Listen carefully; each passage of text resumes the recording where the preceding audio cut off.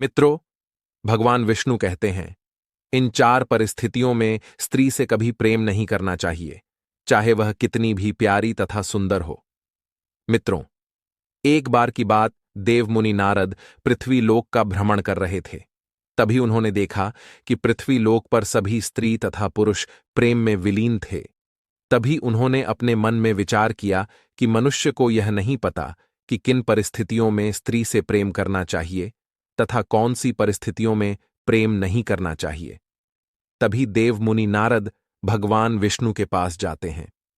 देव मुनि नारद को देखकर भगवान विष्णु कहते हैं, हे देव मुनि नारद जी, आपका स्वागत है। आज आप किस प्रयोजन से आए हैं? तब देव मुनि नारद कहते हैं, हे प्रभु, मैं अभी अभी देखकर आ रहा हूं कि जितनी भी स्त्रियां तथा पुरुष हैं, सभी प्रेम में विलीन रहते हैं। वह न कोई स्थिति देखते हैं और न कोई मान मर्यादा को समझते हैं। तो हे प्रभु, मैं आपसे यह जानने के लिए आया हूं कि पुरुषों तथा स्त्रियों को कौन सी परिस्थितियों में प्रेम नहीं करना चाहिए। तब भगवान विष्णु कहते हैं, हे देव मुनि नारद, इस संसार में प्रेम तो सभी करते हैं, यहां तक कि प्रेम के भूखे तो ईश्वर भी होते हैं। किंतु लोगों को प्रेम करते समय कुछ चीजों का ध्यान अवश्य रखना चाहिए। फिर आगे भगवान विष्णु कहते हैं, हे देव मुनि नारद, आज आपने बहुत ही महत्वपूर्ण प्रश्न किया है। इस प्रश्न से सभी स्त्रियों तथा पुरुषों को पता चल जाएगा कि कौन सी परिस्थितियों में प्रेम नहीं करना चाहिए और कौन सी परिस्थितियों में प्रेम करना चाहिए। तब देवर्षि नारद कहते हैं, हे प्रभु, आपसे निवेदन है कि आप अति शीघ्र बताइए। फिर भगवान विष्णु कहते हैं, हे देव मुनि नारद, इस प्रश्न का उत्तर जानने से पहले आपको प्राचीन काल की एक कथा सुनाता हूं। दोस्तों, आगे भगवान विष्णु कहते हैं, जो स्त्री तथा पुरुष इस कथा को मन और ध्यान लगाकर पूरा सुनते हैं, वो समझ जाते हैं कि कौन कौन सी परिस्थितियों में प्रेम नहीं करना चाहिए। नमस्कार दोस्तों, आप सभी लोगों से निवेदन है कि इस कथा को और कहानी को सुनने से पहले कमेंट बॉक्स में जय हरि विष्णु लिखकर, वीडियो को लाइक करके, चैनल को सब्सक्राइब करके बेल आइकन पर प्रेस कर लीजिए, जिससे आप सभी लोग प्राचीन कथाओं और कहानियों से जुड़े रहे। मित्रों, आगे भगवान विष्णु कथा को आरंभ करते हैं। कहते हैं, हे देवमणि नारद, प्राचीन काल की बात है। एक नगर में अर्जुन नाम का राजा राज्य करता था। राजा अर्जुन बड़ा ही धर्मात्मा और सत्यवादी राजा था। उसके राज्य में न कोई गरीब था और न ही कोई भूखा प्यासा रहता था। राजा अर्जुन के यहां एक ब्राह्मण था, जिससे बिना कोई काम करवाए ही राजा उसे मंत्री जितना वेतन दिया करते थे। मित्रों, जब वह ब्राह्मण बूढ़ा हो गया तो उसने अपनी पत्नी से कहा, हे प्रिय, हमको बिना काम के राजा का धन खाते खाते जीवन बीत गया, हमसे कोई काम नहीं लिया। राजा साहब, वेतन तो हमें एक मंत्री के बराबर देते हैं, लेकिन वह कोई काम हमसे नहीं करवाते हैं। हम चाहते हैं कि हम राजा के एहसानों से मुक्त हो जाएं, और मुक्त हम तभी हो पाएंगे जब राजा हमसे कोई काम करवाएंगे। यह सोचकर वह ब्राह्मण सीधा राजा के दरबार में गया और बोला, हे महाराज, आपका वेतन खाते खाते हमें बहुत वर्ष बीत गए हैं, परंतु आज तक आपने हमसे नौकरी का कोई काम नहीं लिया है। हम ऊपर जाकर भगवान को क्या मुंह दिखाएंगे?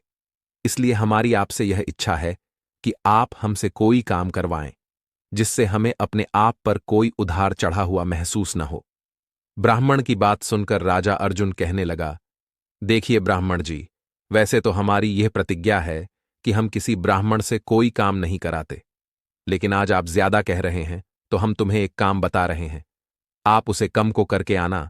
आप हमारे काम के रूप में गंगा स्नान कराओ और छोटे से डब्बे में हमारे लिए भी गंगा जल लेते आना, यही आपकी नौकरी होगी। राजा की बात सुनकर ब्राह्मण बड़ा खुश हुआ।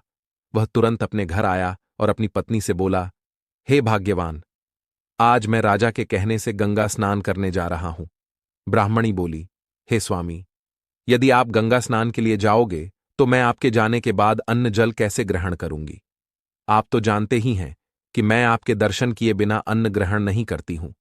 तब ब्राह्मण कहता है कि देखो, मैं अपनी एक तस्वीर दीवार पर बना देता हूं, तुम इस तस्वीर के दर्शन करके भोजन कर लिया करना। 3-4 दिन की ही तो बात है, फिर तो मैं आ ही जाऊंगा। इतना कहने के बाद ब्राह्मण देव गंगा स्नान करने को चल दिए। जाते जाते वह राजा से कह गया कि मेरी पत्नी घर पर अकेली है, आप उसकी खबर लेते रहना। तब राजा ने कहा, हे ब्राह्मण जी, आप किसी बात की चिंता न करें, मैं आपकी पत्नी की खबर लेता रहूंगा। इतना कहकर वह ब्राह्मण तो गंगा स्नान करने को चला गया। इस दौरान राजा अर्जुन ब्राह्मण के घर की देखभाल करने के लिए एक चक्कर रोज उसके घर पर लगा आते थे। अब धीरे धीरे कई दिन बीत गए, पर ब्राह्मण जी गंगा स्नान करके अभी तक नहीं लौटे। एक दिन की बात है, उस ब्राह्मण के घर के पड़ोस में आग लग गई।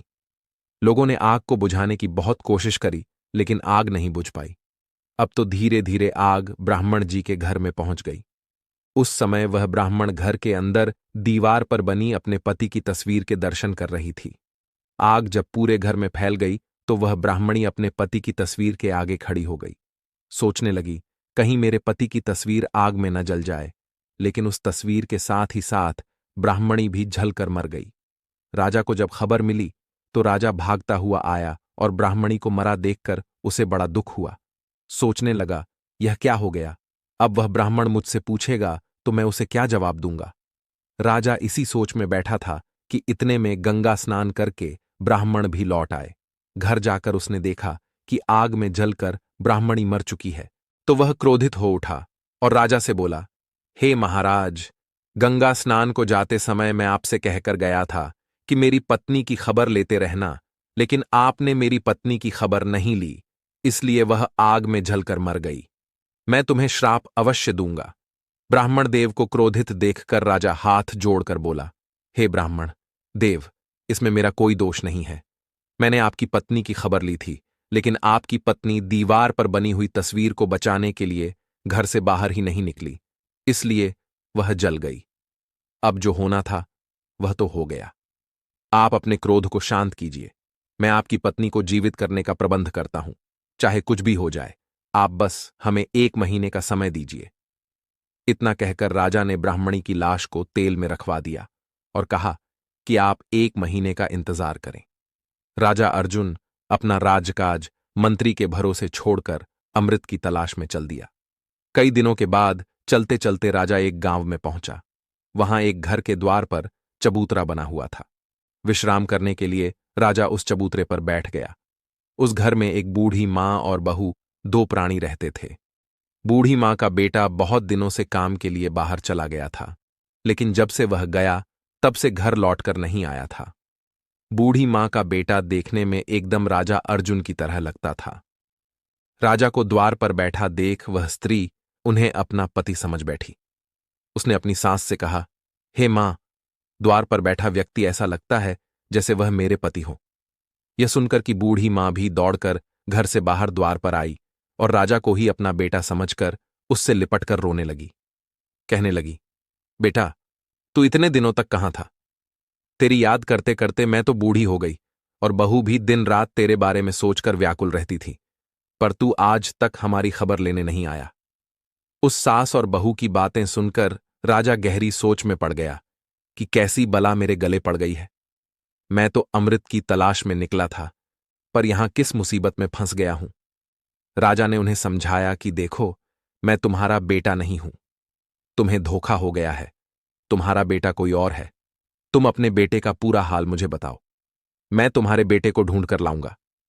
बूढ़ी मां कहने लगी, बेटा, मेरा पुत्र 14 वर्ष की उम्र में अपना विवाह करके चला गया था और आज 25 वर्ष हो गए हैं। उसकी पत्नी उसकी चिंता में सूख कर पतली हो गई है। वह अभी तक लौट कर नहीं आया। राजा कहने लगे कि तुम्हारा बेटा किस देश में रहता है? क्या आपको कुछ अता पता है?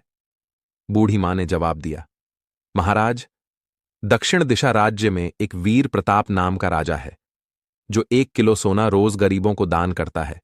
उसी राजा के पास मेरा बेटा नौकरी करता है। भोला उसका नाम है। राजा अर्जुन बूढ़ी मां और उसकी बहू को दिलासा देकर वहां से चले गए कि बहुत जल्द तुम्हारा बेटा तुम्हारे पास आ जाएगा, तुम चिंता न करो। थोड़ा आगे जाकर राजा अर्जुन ने भगवान को अपने मन में याद किया। तभी उनके समक्ष एक पुष्पक विमान आ गया। वह पुष्पक विमान देखने में अति सुंदर था। वह ऐसा प्रतीत हो रहा था कि जैसे सोने का हो। फिर राजा उस पुष्पक विमान पर सवार होकर के अतिशीघ्र राजा वीर प्रताप के राज्य में पहुंच गया। उसने राजा के महल के द्वार पर अपना पुष्पक विमान उतरा और द्वारपालों से कहा कि हे द्वारपालों, भोला नाम के एक व्यक्ति को बुला दो जो राजा का सेवक है। मैं उनके गांव से आया हूं। मेरा नाम अर्जुन है। द्वारपालों ने जैसे ये खबर भोला को दी तो भोला तुरंत भागता हुआ द्वार पर आया और अर्जुन को अपने कक्ष में बुलाकर ले गया और उसकी खूब खातिरदारी करी। राजा अर्जुन ने बताया, हे भाई, जब से तुम अपने घर से चले आए हो तब से तुमने अपनी सूरत तक नहीं दिखाई है। तुम्हारी मां और पत्नी का रो रोकर बुरा हाल है। अब जल्दी से जल्दी आप जाकर अपनी मां और पत्नी से मिलिए। तब भोला कहता है, हे मित्र, क्या बताऊं राजा साहब, मुझे यहां से जाने ही नहीं देते। न तो वह मुझे छुट्टी देते हैं और न इस्तीफा लेते हैं। मैं क्या करूं? राजा अर्जुन कहने लगे, कोई बात नहीं, तुम राजा से कहना कि मैं घर जा रहा हूं। मेरे बदले मेरे स्थान पर मेरा भाई काम करेगा। भोला ने वैसा ही किया। उसने राजा को जाकर सारी बात बता दी कि गांव से मेरा भाई आया है। मेरी पत्नी और मेरी मां की तबीयत खराब है। मेरे स्थान पर मेरा भाई आपके यहां काम करेगा और 1 महीने के बाद मैं वापस आ जाऊंगा। राजा ने उसकी मांग स्वीकार कर ली और उसे घर जाने की अनुमति दे दी। अब भोला की जगह पर राजा अर्जुन काम करने लगा। वह रोजाना रात्रि में राजा के कक्ष में पहरा देता था। मित्रों, आगे भगवान विष्णु कहते हैं, हे देव मुनि नारद, दुनिया में अच्छे लोगों की भी कमी नहीं है जो दूसरों का दुख दूर करने के लिए अपनी जान की बाजी पर लगा देते हैं। राजा अर्जुन स्वयं एक राजा होकर भी दूसरे के स्थान पर नौकरी कर रहा था। वह राजा वीर प्रताप हर रोज आधी रात के समय नगर से बाहर एक देवी के मंदिर में जाता था। वहां एक गर्म तेल की कढ़ाई रखी थी और वह देवी राजा वीर प्रताप को पकड़कर उस तेल की कढ़ाई में डाल देती थी। जब वह उसमें तला जाता था तो वह उसे निकाल कर खा जाती थी और उसके बाद उसकी हड्डियों को इकट्ठा करके उन पर अमृत छिड़क कर उसे जीवित कर देती थी और उसके बाद 1 किलो सोना देकर उसे वापस भेज देती थी। राजा अगले दिन वही 1 किलो सोना गरीबों को दान में दे देता था। एक दिन राजा अर्जुन ने सोचा कि राजा इतना सोना कहां से लाता है, इसका पता लगाना चाहिए। अब तो आधी रात के वक्त जब राजा वीर प्रताप देवी के मंदिर में गए तो पीछे पीछे राजा अर्जुन भी चला गया और छिपकर सब घटनाक्रम को देखता रहा। सोचने लगा, अरे वाह, इतना कष्ट उठाकर राजा सोना प्राप्त करता है और उसे दान भी कर देता है। क्यों ना इस राजा का कष्ट हमेशा के लिए दूर कर देना चाहिए। यही सोचकर राजा अर्जुन ने अगले दिन एक व्यक्ति से कुछ पकवान, इत्र, सुगंधित वस्तुएं मंगवाईं और तरह तरह के स्वादिष्ट मसाले भी मंगवाए।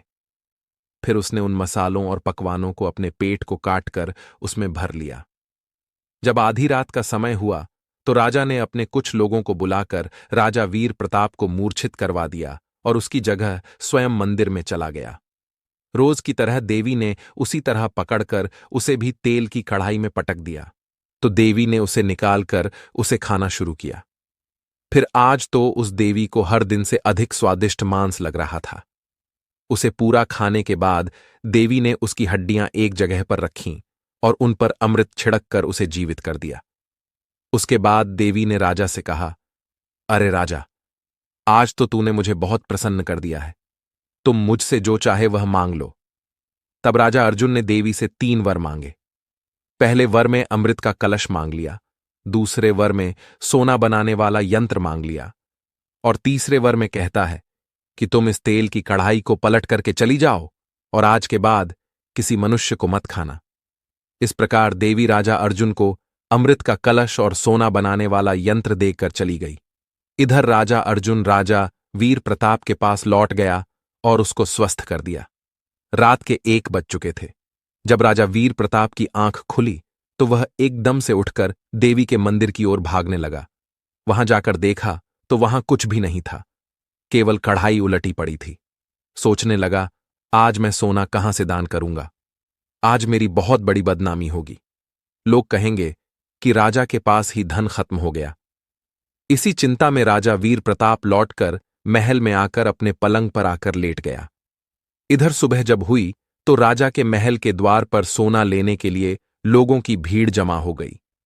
अब तो राजा बड़ी चिंता में था कि मैं कहां से इन्हें सोना लाकर दूं। आज सोना तो मिला ही नहीं। राजा अर्जुन राजा वीर प्रताप की चिंता को समझ गया था। उसने राजा वीर प्रताप से पूछा कि आज आप इतने उदास क्यों हो? तब राजा वीर प्रताप ने अर्जुन को पूरी बात बताई कि मेरे पास सोना ही नहीं है तो दान किसका करूं? आज तक मेरे द्वार से कोई खाली हाथ नहीं गया है। तब अर्जुन ने कहा कि आप चिंता न करो, लो, यह सोना बनाने वाला यंत्र है और मैं मांग लिया है, और साथ में अमृत का कलश भी है। राजा वीर प्रताप बड़े हैरान थे कि जो काम आज तक मैं न कर सका वह हमारे इस नौकर ने कर दिया। राजा वीर प्रताप को संदेह हुआ कि इतना बड़ा काम कोई साधारण मनुष्य नहीं कर सकता। कहने लगा, राजा अर्जुन ने अपना सही परिचय दिया कि वह एक नगर का राजा अर्जुन है और मैं एक ब्राह्मणी को जीवित करने के लिए अमृत लेने आया हूं। आपका दास बनकर दोनों काम हो गए, आपको सोना मिल गया और मुझे अमृत। राजा अर्जुन का नाम सुनकर राजा वीर प्रताप उनसे क्षमा मांगने लगे और उन्हें बहुत धन्यवाद दिया कि आपने हमेशा के लिए मेरा कष्ट दूर कर दिया। आपका जैसा नाम सुना था, आप तो वैसे ही हैं। इसके बाद राजा अर्जुन वहां से चला आया और उस ब्राह्मणी के शव पर अमृत छिड़क कर उसे जीवित कर दिया। अब तो वह पहले से अधिक सुंदर और जवान हो गई। सुंदर और जवान स्त्री को पाकर ब्राह्मण देव बड़े प्रसन्न हुए। कुछ दिन तो वह दोनों हंसी खुशी से रहते रहे, लेकिन धीरे धीरे ब्राह्मण देव की स्त्री को बूढ़े पति से नफरत होने लगी। अब तो वह दूसरे पुरुष की कामना करने लगी। मित्रों, आगे भगवान विष्णु कहते हैं, हे देव मुनि, नारद पति से प्रेम करने वाली पतिव्रता स्त्री तो वह पहले वाली स्त्री थी जो आग में जलकर मर गई थी। जीवित होने के बाद जब वह जवान हो गई तो उसके भाव विचार पतिव्रता वाले नहीं रहे, लेकिन ब्राह्मण देव को तो यही लगता था कि यह उनकी पहले वाली ही औरत है। ऐसा सोचना उनकी भूल थी। उनकी स्त्री ने पड़ोस में रहने वाले एक युवक से प्रेम कर लिया। एक दिन वह स्त्री अपने प्रेमी के साथ घर में ही थी। उसी समय ब्राह्मण देव घर में पहुंच गए। अपनी पत्नी को दूसरे पुरुष के साथ देखकर उस ब्राह्मण ने उसे बहुत डांटा, परंतु उसके स्वभाव में कोई बदलाव नहीं आया। और बदलाव आता भी कैसे? ब्राह्मण तो बूढ़ा था, पर उनकी पत्नी जवान थी। एक दिन वह स्त्री अपने पति को भोजन में विष की औषधि देकर अपने प्रेमी के साथ एक दूसरे नगर में चली गई। इधर उसके पति ब्राह्मण की खाने में विष मिलने के कारण से उसकी मृत्यु हो गई। जब अर्जुन राजा ने उसे ब्राह्मण की मृत्यु की खबर सुनी तो उसे राजा ने उसे अमृत का कलश लेकर आए और उन्हें जीवित किया। फिर उसे राजा ने उसे ब्राह्मण को समझाया। कहा, हे ब्राह्मण देव, जो आपकी भगवान की पूजा पाठ तथा भजन करने की है, उसे आयु को आप स्त्री के प्रेम में लगा रहे हैं। हर कर्म की एक निश्चित समय सीमा होती है, उसी आयु तक सब कर्म उचित होते हैं। जवान स्त्री को पाकर आपको तो खुशी हुई होगी, पर आपको पाकर उसे बिल्कुल भी प्रसन्नता नहीं हुई होगी। विवाह संबंध मित्रता सदैव समान आयु वालों में ही करना चाहिए। हो सकता है भगवान ने आपको धर्म के मार्ग पर लाने के लिए आपके साथ ऐसा किया हो, आपको ईश्वर की भक्ति में जोड़ने के लिए ऐसा किया हो। दोस्तों, प्रेम से कभी किसी का मन नहीं भरता है। जितना आप प्रेम में विलीन हो गए, प्रेम की अग्नि उतनी ही प्रचलित होती चली जाएगी और एक दिन यह प्रेम आपको ही समाप्त कर डालेगी। मित्रों, आगे भगवान विष्णु कहते हैं, हे देव मुनि नारद, अब तुम्हें तुम्हारे उन 4 प्रश्नों के उत्तर बताते हैं कि कौन सी 4 परिस्थितियों में स्त्रियों से प्रेम नहीं करना चाहिए। नंबर 1, जब स्त्री बदचलन हो जाए और वह आपका अपमान करने लगे। नंबर 2, जब स्वयं के ऊपर बुढ़ापा आ जाए और आप जर्जर अवस्था को पहुंच गए तो स्त्री और पुरुष को भगवान के प्रति समय व्यतीत करना चाहिए तथा उनकी पूजा पाठ भजन कीर्तन सुनना चाहिए। नंबर 3, जब स्त्री मर्यादाओं को तोड़कर धर्म का विरोध करने लगे तब स्त्री से प्रेम नहीं रखना चाहिए। नंबर 4, जब स्त्री आपकी बातों का तिरस्कार करने लगे, आपकी बातों पर ध्यान न दे और वह स्त्री आपको छोड़कर किसी दूसरे पुरुष से प्रेम करती हो, तो इन परिस्थितियों में स्त्री से प्रेम नहीं करना चाहिए मित्रों, वरना जीवन भर परेशानियों का सामना करना पड़ सकता है। दोस्तों, आशा करते हैं कि यह कथा आप लोगों को अच्छी लगी होगी। अगर कथा आप लोगों को अच्छी लगी हो तो कमेंट बॉक्स में जय हरि विष्णु लिखकर, वीडियो को लाइक करके, चैनल को सब्सक्राइब करके बेल आइकॉन पर प्रेस कर लीजिए, जिससे हमारा वीडियो आप लोगों को सबसे पहले मिले। और अपने दोस्तों रिश्तेदारों में वीडियो शेयर अवश्य करना, जिससे सभी को जानकारी प्राप्त हो सके। दोस्तों, हमारा पूरा वीडियो देखने के लिए आप सभी लोगों का धन्यवाद।